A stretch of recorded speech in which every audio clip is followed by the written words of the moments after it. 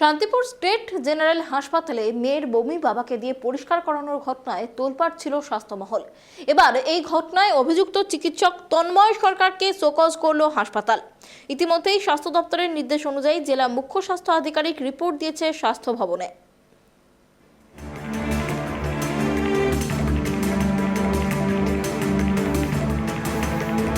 Shantipur state general হাসপাতালে মেয়ের বমি বাবাকে দিয়ে পরিষ্কার করানোর ঘটনায় এবার শোকজ করা হলো অভিযুক্ত ডাক্তারকে। বিস্তারিত কি জানা যাচ্ছে? দেখো অনন্যা, তোমাকে একটা কথা জানিয়ে রাখি, এই যে গত পরশুদিনের যে চিত্র সামনে আসে, তারপর যে অমানবিক চিত্র সামনে আসে, তারপর পুরো রাজ্য জুড়ে কিন্তু শোরগোল পড়ে যায় এবং ইতিমধ্যে সেই যে ভিডিও ঘিরে বিভিন্ন রকম মন্তব্য উঠে আসতে থাকে।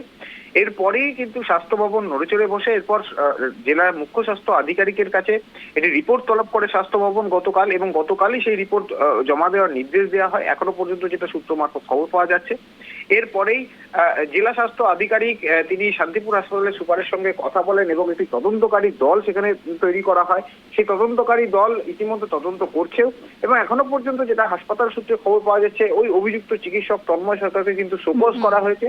এবং এই শোকজ করার পরেও আরো একটি তথ্য সামনে আসছে, অর্থাৎ স্বাস্থ্য ভবন থেকে জেলা মুখ্য স্বাস্থ্য আধিকারিককে তলব করা হয়েছে, ডেকে পাঠানো হয়েছে।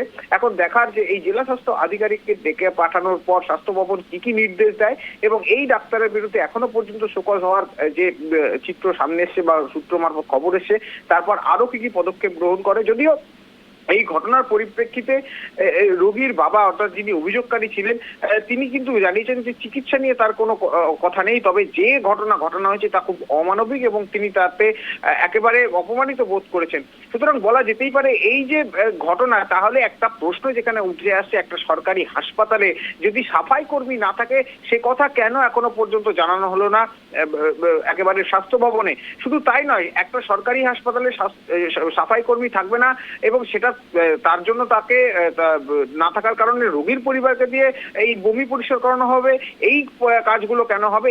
ইতিমধ্যে এই নিয়ে কিন্তু ডাক্তার মহলও তারাও কিন্তু নিন্দার ঝড় তুলেছেন।